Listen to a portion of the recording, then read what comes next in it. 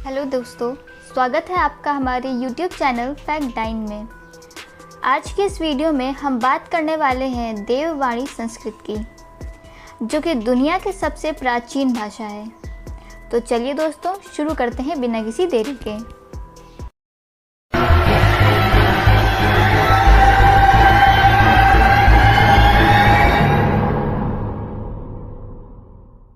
दोस्तों, जब भी हमारे मन में कोई बात आती है तो हम उसे या तो लिखकर या तो बोलकर दूसरों तक पहुंचाते हैं, और हमें बोलने या लिखने के लिए एक भाषा की ज़रूरत तो पड़ती ही है।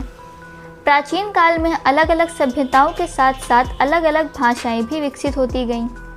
पर क्या आप जानते हैं कि दुनिया की सबसे प्राचीन भाषा कौन सी है? आपको ये जानकर खुशी होगी कि दुनिया की सबसे प्राचीन भाषा संस्कृत है। संस्कृत, जो कि एक समय में भारतीय महाउपद्वीप की राष्ट्रभाषा हुआ करती थी। तो चलिए दोस्तों, आज हम लोग आपको संस्कृत से जुड़े उसके इतिहास के बारे में बताते हैं। वेदों को दुनिया का सबसे प्राचीन साहित्य माना जाता है। पौराणिक मान्यताओं के अनुसार महादेव ने वेदों का ज्ञान ब्रह्मा जी को दिया, और ब्रह्मा जी ने यह ज्ञान अपने 4 पुत्रों अग्नि, वायु, आदित्य और अंगिरा को दिया। पर पीढ़ी दर पीढ़ी बढ़ता ये ज्ञान श्रुति यानी कि सुनने की एबिलिटी पर बेस्ड था। मतलब कि ये भाषा लोग दूसरे के मुंह से सुनते थे और योग और तप के माध्यम से याद रख के संरक्षित रखते थे। पर जब इस ज्ञान को महान ऋषियों के माध्यम से धरती पर विद्वानों तक पहुंचाने की बात आई तो इसे लिपिबद्ध किया गया, और इस लिपि को देवनागरी लिपि कहा गया, क्योंकि हिमालय, जिसे देवभूमि या देवों की नगरी के नाम से भी जाना जाता है, ये लिपि वहाँ से आई थी। वहाँ के ऋषियों ने इसे लिखी थी, और इसीलिए संस्कृत भाषा को देववाणी भी कहा जाता है। संस्कृत के विद्वानों के अनुसार सूर्य के एक ओर से 9 रश्मियाँ यानी कि 9 लाइट बीम्स निकलती हैं, और चारों ओर से अलग अलग निकलकर टोटल 36 रश्मियाँ होती हैं, और इन्हीं रश्मियों की ध्वनियों के ऊपर संस्कृत के 36 स्वर बने हैं। इसीलिए इसे एक साइंटिफिक लैंग्वेज भी बोला जाता है। संस्कृत दुनिया की सबसे प्राचीन भाषा है, और माना जाता है कि बाकी सभी भाषाएं संस्कृत से ही जन्मी हैं। संस्कृत का शाब्दिक अर्थ ही यही है कि संस्कार की गई, मतलब कि जिसमें सुधार की कोई गुंजाइश ही ना हो, मतलब बिल्कुल परफेक्ट। और इसे इसका परफेक्ट रूप दिया है महर्षि पाणिनि ने। ईसा से 500 साल पहले पाणिनि ने दुनिया का सबसे पहला व्याकरण ग्रंथ लिखा, जिसका नाम अष्टाध्यायी है। संस्कृत भाषा का ग्रामर दुनिया की कई भाषाओं की ग्रामर का बेस है। संस्कृत दुनिया की इकलौती ऐसी भाषा है जो समय के साथ साथ चेंज नहीं हुई। संस्कृत में विश्व के किसी भी भाषा से 1000 गुना ज़्यादा शब्द हैं। अब तक लगभग 102 अरब 78 करोड़ 50 लाख संस्कृत शब्दों का इस्तेमाल हो चुका है संस्कृत में। संस्कृत सिर्फ भाषा ही नहीं, बल्कि अपने आप में ही एक साइंस है, क्योंकि संस्कृत शब्दों से नहीं, यूनिवर्सल साउंड से बनी है। इसीलिए स्पिरिचुअल वर्ल्ड में संस्कृत का बड़ा महत्व है। जब भी हम संस्कृत में श्लोक या मंत्र पढ़ते हैं तो इन साउंड से जो फ्रीक्वेंसी जनरेट होती है वो हमारे चारों तरफ एक पॉजिटिव ऑरा क्रिएट करती है। इसीलिए मेडिटेशन और स्पिरिचुअलिटी में मंत्रों का बहुत बड़ा रोल होता है। ये एक मिसकंसेप्शन है कि संस्कृत सिर्फ हिंदुओं के लिए ही है या फिर मंदिरों और धार्मिक कार्यों में इस्तेमाल में आने वाली भाषा है, जबकि सच तो ये है कि धार्मिक कार्यों में इस्तेमाल में आने वाली संस्कृत अपने पूरी लिटरेचर का सिर्फ 5% ही है, और बाकी 95% का धर्म से कोई लेना देना ही नहीं है। भारतीय संस्कृति और विचारधारा का माध्यम होते हुए भी ये एक सेकुलर लैंग्वेज ही रही है। संस्कृत में religion, literature, philosophy, humanity, spirituality और साइंस जैसे सभी सब्जेक्ट्स पर ग्रंथ लिखे जा चुके हैं। ग्रामर में पाणिनि और पतंजलि जैसे महान ऋषि हुए, जिन्होंने अष्टाध्यायी और महाभाष्य जैसे रचनाएं की, जिनका पूरे विश्व में कोई जोड़ नहीं है। एस्ट्रोनॉमी और मैथमेटिक्स में आर्यभट्ट, ब्रह्मगुप्त और भास्कर जैसे विद्वान हुए, तो वहीं आयुर्वेदा और मेडिसिन में चरक और सुश्रुत जैसे विद्वान हुए। फिलॉसफी में गौतम बुद्ध, जिन्होंने न्यायशास्त्र की रचना की, और ऐसे अनेकों ऋषि हुए और मुनि हुए जिन्होंने ज्ञान विज्ञान के क्षेत्र में बेहद महत्वपूर्ण रचनाएं की, जो आज के समय में बहुत आगे हैं। पर अफसोस की बात तो ये है कि हम लोग आज भी इन सब चीज़ों से अनजान हैं। जहाँ एक तरफ हम वेस्टर्न कल्चर्स की ओर भाग रहे हैं, दूसरी ओर रशिया, जर्मनी, जापान और अमेरिका जैसे कई देश हमारी प्राचीन ग्रंथों की मदद से नए नए रिसर्च कर रहे हैं और हमारे प्राचीन ग्रंथों को गहराई से समझने के लिए वो संस्कृत को बढ़ावा भी दे रहे हैं। विदेशी आक्रमणकारियों के शासन से पहले संस्कृत राजकाज की भाषा हुआ करती थी, पर धीरे धीरे इसका पतन होता गया। नालंदा और तक्षशिला जैसी यूनिवर्सिटीज़ के डिस्ट्रक्शन के साथ ही संस्कृत लिटरेचर का एक बहुत बड़ा पार्ट भी खत्म हो गया। आज भारत भले ही दुनिया में ज्ञान विज्ञान के क्षेत्र में बहुत पीछे हो दुनिया से, पर एक समय था जब पूरी दुनिया में साइंस और टेक्नोलॉजी में भारत सबसे आगे हुआ करता था और विश्व गुरु कहलाता था। पर अभी कुछ ऐसे लोग भी हैं जो इस महान धरोहर को संभाले हुए हैं। कर्नाटक के शिमोगा जिले में बसा एक मत्तूर नाम का गांव है, जहां पर लोग आज भी संस्कृत भाषा का ही इस्तेमाल करते हैं हर काम के लिए, और फ्री में जो संस्कृत पढ़ना चाहते हैं उनको पढ़ाते भी हैं। इस गांव की पूरी जानकारी आपको डिस्क्रिप्शन बॉक्स में दिए गए लिंक पर मिल जाएगी, आप उस वीडियो को ज़रूर देखें। संस्कृत भारती जैसी कुछ नॉन प्रॉफिट ऑर्गेनाइजेशंस भी हैं जो लगातार संस्कृत को पुनर्जीवित करने के लिए प्रयासरत हैं, और अब अगर ज़रूरत है तो हमें अपने रूट्स को पहचानने की है और वेस्टर्न कल्चर से ज़्यादा अपने कल्चर पर ध्यान देने की ज़रूरत है। वैदिक काल में भारत की संस्कृतियों का और संस्कृत का इतना प्रखर विकास हुआ कि तब से लेकर हज़ारों सालों तक भारत विश्व गुरु कहलाया। लेकिन धीरे धीरे गुप्त काल के बाद जब अरब, तुर्की, अफ़गान, मुग़ल, पोर्टुगीज़ और अंग्रेज़ों जैसे हमलाखोरों ने भारत पर शासन करना चालू किया, तब मानो जैसे भारतीय संस्कृति जैसे कहीं खो सी गई, और इन सब की हुकूमत के दौरान भारत का गौरवशाली इतिहास भुलाता चला गया। ऊपर से इन लोगों ने भारतीय इतिहास और महत्वपूर्ण ग्रंथों को भी जला दिया, और इन्हीं वजहों से भारतीय लोग अपने ही संस्कृति को भुलाते चले गए, और इसके साथ साथ संस्कृत भाषा का भी बुरा हाल हुआ और हमने हमारी प्राचीन विरासतें गंवा दी। यूँ तो गंवाई हुई प्राचीन विरासतों का मूल्य तभी समझ में आता है जब हम या तो इसे बारीकी से समझें या तो हम उसे जिए। लेकिन अगर मैं प्राचीन विरासत को बारीकी से समझाने की कोशिश करूं, तो ऐसे हज़ारों वीडियो भी कम पड़ जाएंगे। इसीलिए दोस्तों, हम पूरी विरासत तो नहीं, लेकिन उसके एक छोटे से पहलू या एक छोटे से पन्ने को ज़रूर टच करेंगे। और आज आपको मैं इस वीडियो में सिर्फ संस्कृत की विस्मयकारी स्मृतियों के बारे में ही बताऊंगी, जो ट्रस्ट मी इस वीडियो के अंत में आपको मंत्रमुग्ध कर देगी, और आप इस वीडियो को लाइक किए बिना नहीं रह पाएंगे। तो दोस्तों, बने रहे हमारे इस वीडियो में। आज से करीब कई साल पहले संस्कृत को जानबूझकर बनाया गया था।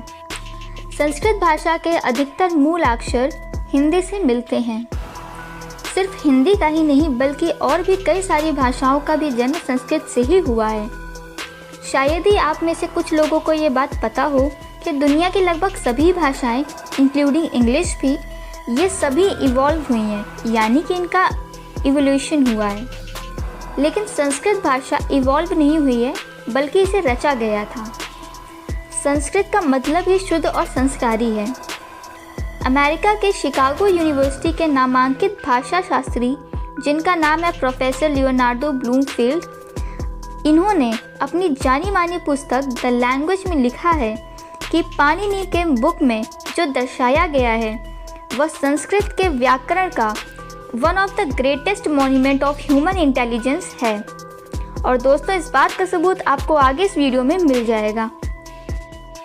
दोस्तों, संस्कृत में एक ऐसी पंक्ति है जो कि अक्षरों की क्रमबद्धता से रची गई है। मतलब कि इस पंक्ति को इस तरह से रचा गया है कि संस्कृत वर्णमाला के सारे अक्षर एक के बाद एक आए हैं और पंक्ति को बना दिया है।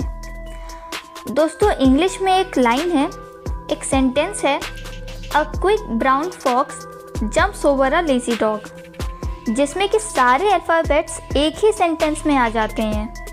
लेकिन इस सेंटेंस में सारे 26 अल्फ़ाबेट्स आगे पीछे आए हुए हैं और कुछ रिपीटेड भी हैं, कोई लाइन बाय लाइन नहीं है। लेकिन संस्कृत में एक ऐसा वाक्य है जो कि क्रमबद्ध वर्णमाला से बना हुआ है और कोई भी वर्ण दोबारा रिपीटेड भी नहीं है, जबकि इंग्लिश या किसी भी और भाषा में ऐसा करना लगभग नामुमकिन है। संस्कृत का वो वाक्य है, क ख गौ घांग चित छौ जा जान्यो तौ ठी डरन डरहा तथो दधि पपर बाभिर मयूरिल्वाशिशाम सह।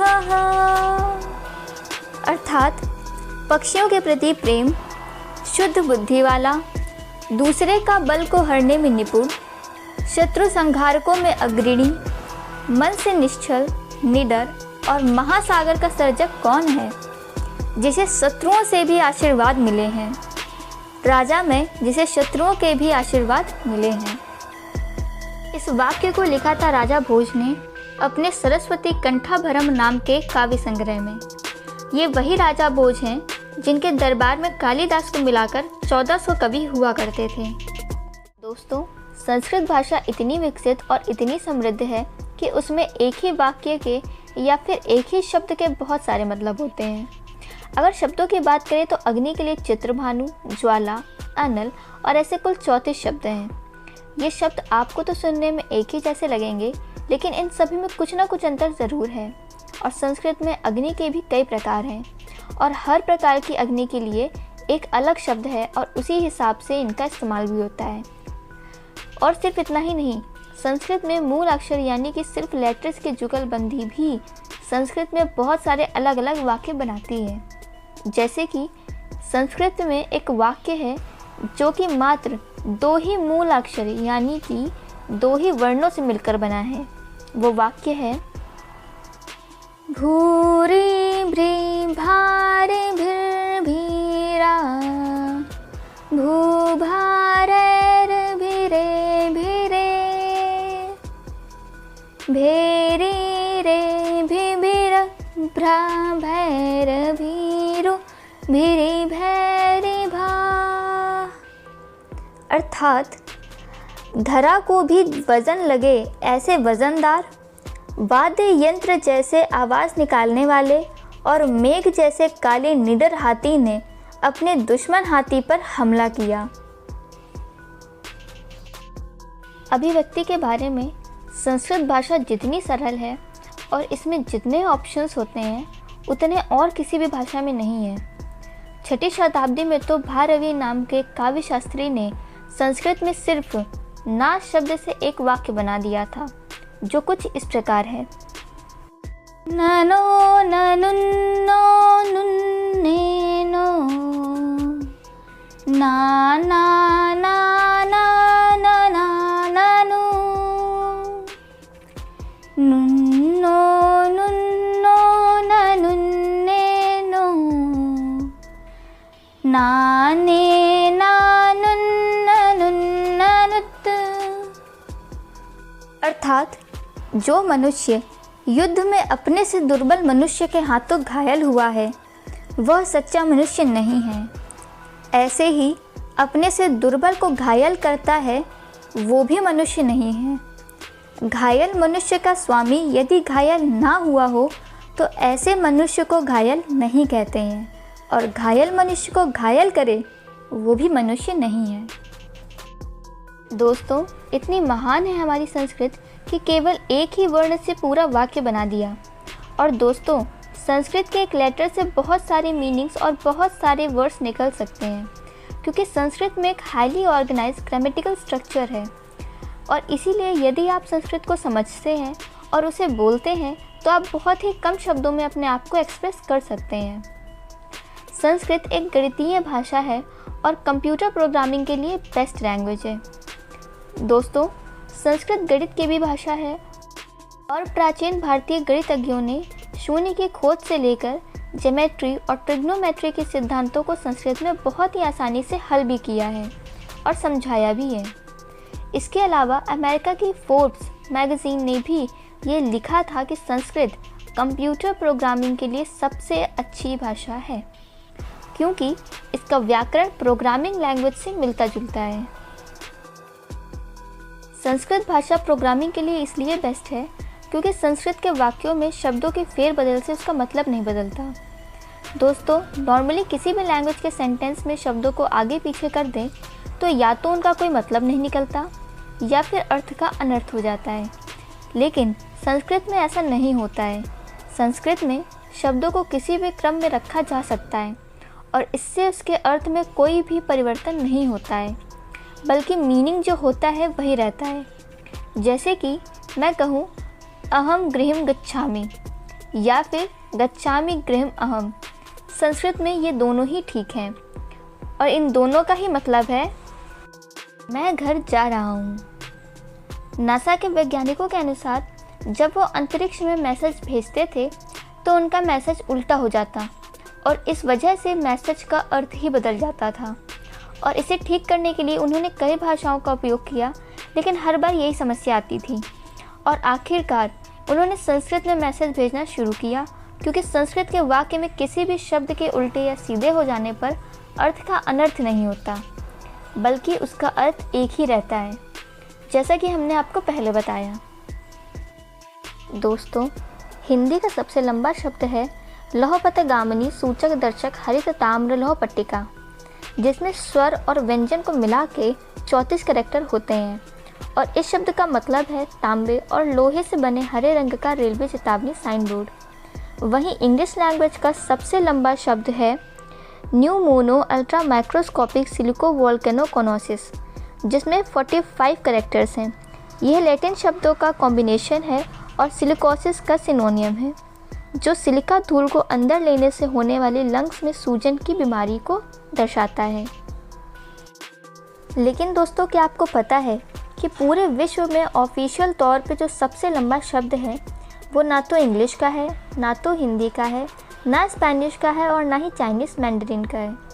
लिखित रूप से सबसे लंबा शब्द संस्कृत भाषा का है, और इस रिकॉर्ड के लिए संस्कृत भाषा को 2017 में गिनीज वर्ल्ड रिकॉर्ड भी मिल चुका है। संस्कृत का वो लंबा सा शब्द है जो कि शुरू होता है निरंतर अंतकारित दिगंबर से और ख़त्म होता है पिपासा यास पथिक लोकांश पे। दोस्तों, इस शब्द में 195 कैरेक्टर्स आते हैं। ये शब्द लिखित रूप से विजयनगर साम्राज्य की रानी तिरुमालंबा के प्रेम उपन्यास वरदाम्बी का परिणय चंपू में देखने को मिलता है। इस शब्द को उन्होंने 16वीं शताब्दी में लिखा था। वो तो भला हो उन भाषा विदेशी शास्त्रियों का और उन विदेशी विद्वानों का जो संस्कृत भाषा को समझे, उसकी ग्रामर को समझे और हमारी ही संस्कृत भाषा का हमसे ही परिचय करवाया। दोस्तों, ये बहुत ही दुख और शर्म की बात है कि हम हमारे ही विरासतों को अब तक जान नहीं पाए और कोई और दूसरा आकर हमें इसके बारे में बताता है, जिनका हमारी संस्कृति से कोई लेना देना ही नहीं है। ये विदेशी विद्वान हमें आके सिखा रहे हैं कि संस्कृत असल में क्या है, जो कि सोचने वाली बात है। दोस्तों, संस्कृत की महानता का और उसकी एक्यूरेसी का एक और उदाहरण आपको राघव यादवीयम में मिल जाएगा। इस ग्रंथ में कुल 30 श्लोक हैं, जो कि इस तरह से लिखे गए हैं कि यदि उनको सीधा पढ़ा जाए तो प्रभु राम की राम कथा, और अगर उल्टा पढ़ा जाए तो श्री कृष्ण की भागवत हो जाएगी। इस ग्रंथ पर हमने पूरी डिटेल वीडियो बनाई है, जिसका लिंक आपको इसी वीडियो के डिस्क्रिप्शन बॉक्स में मिल जाएगा। और इसी के साथ साथ मत्तूर नाम का एक गांव है जहां पूर्ण रूप से संस्कृत का ही उपयोग होता है, और इससे रिलेटेड वीडियो भी मैंने बनाई है, जिसका लिंक आपको डिस्क्रिप्शन बॉक्स में मिल जाएगा, और आप इन दोनों वीडियो को ज़रूर देखें। दोस्तों, आजकल आपने देखा होगा कि लोगों का रुझान संस्कृत की तरफ अचानक से बढ़ रहा है। ऐसा होना बहुत अच्छी बात है, लेकिन ऐसा हो क्यों रहा है? तो दोस्तों, उसका खुलासा कई भारतीय और भाषा शास्त्रियों ने किया है। कुछ विदेशी भाषा शास्त्री इतने प्रभावित हुए संस्कृत से कि उन्होंने हमारे ग्रंथों की अपनी भाषा में अनुवाद कर डाला, ताकि उनके लोग भी इनसे सीख ले पाएँ। एक ब्रिटिश भाषा शास्त्री थे जिनका नाम था चार्ल्स विल्किंस। उन्होंने 16वीं शताब्दी में भगवद गीता का सबसे पहला अनुवाद इंग्लिश लैंग्वेज में किया था। और ब्रिटेन के ही एक और विद्वान थे सर विलियम जोन्स। इन्होंने साल 1784 में कालिदास के अभिज्ञान शकुंतलम को संस्कृत से इंग्लिश लैंग्वेज में ट्रांसलेट किया था। जर्मनी के प्रोफेसर विलियम श्लेगल ने 19वीं शताब्दी में संस्कृत की देवनागरी लिपि की प्रिंटिंग मशीन की शुरुआत सबसे पहले की थी। इतना ही नहीं, नीदरलैंड्स के प्रोफेसर हेनरी कर्न 1865 में वहाँ की यूनिवर्सिटी में उस समय संस्कृत पढ़ाया करते थे। और आज तो Britain, America, Germany, Spain, Italy और स्विट्ज़रलैंड जैसे देशों में भी वहाँ की यूनिवर्सिटीज़ में संस्कृत पढ़ाई जाती है। और अभी मैंने जितने भी लोगों के बारे में बताया, उन सभी ने यह दावा किया है कि संस्कृत भाषा सबसे उत्तम भाषा है। और अगर आपको इसका ठोस प्रमाण चाहिए तो आपको बता दूं कि नासा के साइंटिस्ट रिक ब्रिक्स ने अमेरिका की एक मैगजीन AI यानी आर्टिफिशियल इंटेलिजेंस में ये लिखा था कि जब हमारे बीच विश्व में संस्कृत जैसी भाषा मौजूद है, तो फिर कंप्यूटर में आर्टिफिशियल इंटेलिजेंस के लिए किसी और भाषा की ज़रूरत ही नहीं है। क्योंकि अभी संस्कृत भाषा मौजूद होने के बाद भी आर्टिफिशियल इंटेलिजेंस और कंप्यूटर के लिए अगर हम किसी और भाषा की खोज करते हैं तो वो ऐसी बात होगी जैसे कि हज़ारों साल पीछे जाकर फिर से चक्के की खोज करना। संस्कृत में जब और रिसर्च की गई तो उसमें और तरह तरह की चीज़ें सामने निकल के आईं। संस्कृत में ये देखा गया कि जो कोडिंग की लैंग्वेज होती है, जैसे कि C++, पाइथन और जावा, तो इनमें जो स्ट्रक्चर पाया जाता है वो संस्कृत में मिलने लगा। वैज्ञानिकों को संस्कृत में जब एल्गोरिथम के कुछ हाईली स्ट्रक्चर्ड शब्द मिलने लगे, जैसे कि प्रोग्रामिंग लैंग्वेज में कीवर्ड को संस्कृत में संज्ञा बोलते हैं, जो ऑपरेटर है उसको संस्कृत में प्रत्यय बोलते हैं, प्रिमिटिव डेटा टाइप को संस्कृत में प्रत्याहार बोलते हैं। तो इस तरह के कई शब्द हैं संस्कृत में जो प्रोग्रामिंग लैंग्वेज से मेल खाते हैं। इनफैक्ट आपको लगभग सब कुछ संस्कृत में मिल जाएगा। इसीलिए वैज्ञानिकों को ये सब बड़ा अद्भुत लगने लगा। और इसीलिए बाद में वैज्ञानिकों ने ये बोलना शुरू किया कि जब हमारी ह्यूमन हिस्ट्री में हमारे पास ऑलरेडी एक ऐसी लैंग्वेज है, तो क्यों हम इंटरफेस पे इतना समय बर्बाद कर रहे हैं और इतना पैसा लगा रहे हैं। इसीलिए रिक ब्रिक्स ने एक पेपर लिखा और एग्जाम्पल के साथ समझाया कि क्यों संस्कृत बेस्ट है AI के लिए। दोस्तों, रिक ब्रिक्स ने जो एग्जाम्पल दिए उसमें इंग्लिश और संस्कृत लैंग्वेज को कंपेयर किया है। तो उन्होंने पहली चीज़ तो बताई है, वो ये है कि संस्कृत में वर्ड ऑर्डर का मतलब नहीं होता है। मतलब कि जैसे इंग्लिश में होता है कि पहले सब्जेक्ट आएगा, फिर हेल्पिंग वर्ब आएगी, फिर मेन वर्ब आएगी और लास्ट में ऑब्जेक्ट आएगा। तो एक ऑर्डर बन जाता है ये सब मिला के। और ये ऑर्डर अगर बिगड़ जाए तो उसका कोई मतलब नहीं बनता है। फॉर एग्ज़ाम्पल, जैसा कि हिंदी में हम कह दें कि राम जाएगा, तो इंग्लिश में क्या बोलेंगे? Ram will go. और अगर इसमें ऑर्डर चेंज हो गया, गो विल राम, तो गड़बड़ हो जाएगा, कोई मीनिंग ही नहीं निकलेगी। और इसी को अगर संस्कृत में कहें तो राम गच्छति। अब इसमें अगर आप गच्छति राम भी कर दो तब भी अर्थ में कोई परिवर्तन नहीं होगा, मतलब वही रहेगा। तो कंप्यूटर में अगर ये संस्कृत वर्ड ऑर्डर चेंज भी हो जाएगा तो कंप्यूटर को यही समझ में आएगा कि राम जाएगा। कहने का मतलब यहाँ पे बस इतना सा है कि संस्कृत में शब्द आगे पीछे अगर हो जाते हैं तो भी ना तो उसका अर्थ बदलेगा और ना ही वो मीनिंगलेस होगा। तो संस्कृत की एक बहुत बड़ी खूबी है जिससे कि प्रोग्रामिंग करने में बहुत सरल हो जाता है। इसके बाद उन्होंने दूसरा एग्जाम्पल दिया जिसमें कि उन्होंने बताया कि संस्कृत का हर वर्ड काफ़ी मीनिंग्स को संभालता है। जैसे कि अगर हम सेंटेंस लें हिंदी में कि लड़के पढ़ेंगे, इसका इंग्लिश में ट्रांसलेशन क्या होगा? Boys will read. और संस्कृत में अनुवाद करेंगे तो होगा बालकाः पठिष्यन्ति। अब पठिष्यन्ति एक ऐसा वर्ड है जिससे तीन मतलब निकल रहे हैं। जैसे कि पठिष्यन्ति शब्द में अंति से हमें ये पता चल जाएगा कि कर्ता बहुवचन है बिना सब्जेक्ट देखे। दूसरा है अश्य, इससे हमें ये पता चल रहा है कि जो भी बात हो रही है वो भविष्यकाल को लेकर हो रही है। ये बात भी हमें बिना हेल्पिंग वर्ब के पता चल रही है। और तीसरा है पठ, पठ से पता चल रहा है कि पढ़ाई की बात हो रही है यहाँ पे। तो कंप्यूटर को ज़्यादा हेडेक नहीं लेना है, पठिष्यन्ति से ही उसे 3 इन्फॉर्मेशंस मिल रही हैं। और वहीं इंग्लिश में जब हम बॉय में एस लगाएंगे तब पता चलेगा कि प्लूरल है, विल लगाएंगे तब पता चलेगा कि फ्यूचर टेंस है, और ऐसे ऐसे हमें हर चीज़ का ध्यान रखना पड़ेगा। तो इससे कंप्यूटर के लिए दिक्कत वाली बात हो जाती है। ऐसे ही कुछ और एग्जांपल्स भी दिए हैं जिनसे ये प्रूव होता है कि संस्कृत कितनी हाई लेवल लैंग्वेज है। ऐसे ही कुछ और एग्जांपल्स भी दिए हैं जिनसे ये प्रूव होता है कि संस्कृत कितनी हाई लेवल लैंग्वेज है और बेस्ट है हर चीज़ में। और अगर ये लैंग्वेज इंटरफेस में यूज़ की जाती है तो कंप्यूटर की डिफ़िकल्टीज़ कम हो जाएंगी और मैसेज आसानी से भेजे जा सकते हैं बिना अर्थ का अनर्थ किए। संस्कृत का इस्तेमाल होने से जो दिक्कतों का सामना करना पड़ता था नासा के वैज्ञानिकों को, अब उनका सॉल्यूशन उनको मिल गया है। दोस्तों, जो चमत्कार दुनिया के किसी भाषा में नहीं हो पाए वो चमत्कार हमारी प्राचीन भाषा संस्कृत ने कर दिखाया। इससे आप ये आसानी से अंदाज़ा लगा सकते हैं कि हमारा पास्ट, हमारे पूर्वज कितने महान रहे होंगे जिन्होंने सिर्फ ऐसी अद्भुत भाषा ही नहीं बनाई बल्कि ऐसे ऐसे ग्रंथ लिए जिसे पढ़कर या सुनकर इंसान मंत्रमुग्ध हो जाए और आम लोगों से ऊपर उठ पाए। दोस्तों, आज के समय को देखकर हो सकता है कि आपको लगता हो कि आज के समय में संस्कृत कौन ही बोलता होगा, लेकिन आपको बता दूं कि भले ही संस्कृत डिसेंट लेवल पे ही सही लेकिन पॉपुलर है। एग्जाम्पल के तौर पर आप कर्नाटक के शिमोगा ज़िले में बसा मत्तूर गांव को ही ले लीजिए, जहां सभी संस्कृत में बात करते हैं, और इस वीडियो का लिंक आपको डिस्क्रिप्शन बॉक्स में भी मिल जाएगा। और दूसरा एग्जाम्पल है चाइना की पॉपुलर सिंगर सा डिंग डिंग, जो कि अपने ज़्यादातर गाने संस्कृत में ही गाती हैं। आई एम श्योर कि आपने संस्कृत में श्लोक और मंत्र सुने होंगे, लेकिन संस्कृत में पॉप सॉन्ग कभी नहीं सुना होगा। तो चलिए दोस्तों, मैं आपको सुनाती हूँ।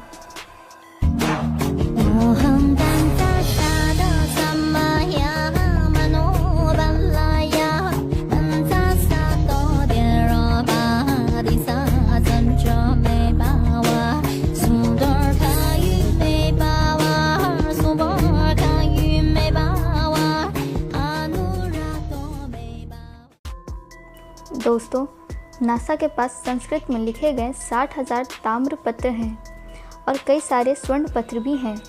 हो सकता है कि इनमें से कई सारी चीज़ें वो भारत से ही ले गए होंगे, लेकिन इन पत्रों पर संस्कृत में जो भी चीज़ें लिखी गई हैं वो सभी पांडुलिपियाँ हैं और इसमें आज भी नासा रिसर्च कर रहा है। दोस्तों, दुनिया में आज करीब 1 लाख लोग ऐसे हैं जो संस्कृत बोल, समझ और लिख पाते हैं। भले ही आज दुनिया में इतने कम लोग संस्कृत बोलते हों, लेकिन आज से कई हज़ार साल पहले सिर्फ संस्कृत ही बोली जाती थी।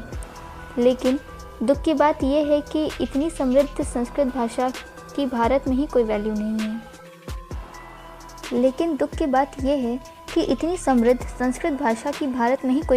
है। आप जर्मनी या फ्रांस जाओगे तो आपको वहाँ पर कोई भी इंग्लिश बोलते हुए नहीं दिखाई देगा। अगर थोड़ी बहुत भी आती होगी तो भी वो नहीं बोलेगा, क्योंकि वो अपनी भाषा को लेकर बहुत ही ज़्यादा कॉन्शियस हैं और अपनी भाषा पर और अपने कल्चर पर वो बहुत गर्व भी करते हैं। फैक्ट, अगर आप वहाँ बसने जा रहे हो या पढ़ने भी जा रहे हो तो भी आपको वहीं की ही भाषा सीखनी पड़ेगी, क्योंकि वहाँ पे उन्हीं की भाषा में सारे काम होते हैं और सारे सब्जेक्ट्स को उन्हीं की लैंग्वेज में पढ़ाते हैं। डेनमार्क, स्वीडन, नॉर्वे, ये लोग फ्री ऑफ कॉस्ट में इवन विजिटर्स को भी अपनी भाषा सिखाते हैं, जबकि यहाँ पर अपनी सबसे प्राचीन और बहुत ही महत्वपूर्ण भाषा जो है वो मरने के कगार पे आ गई है। पर भला हो उन लोगों का और संस्कृत भारती जैसी ऑर्गेनाइजेशंस का जो हमारी विरासत को आज तक संभाले हुए हैं।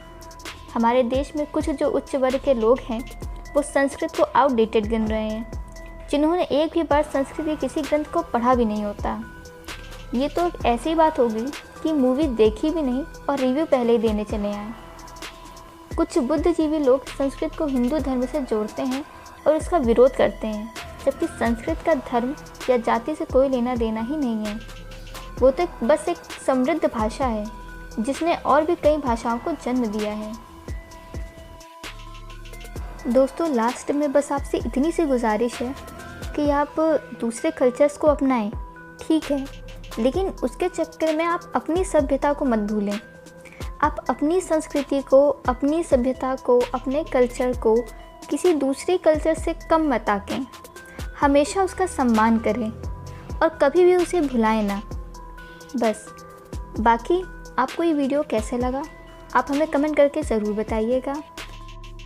और अगर आपको ये वीडियो पसंद आया हो तो हमारे वीडियो को लाइक और चैनल को सब्सक्राइब करना ना भूलें।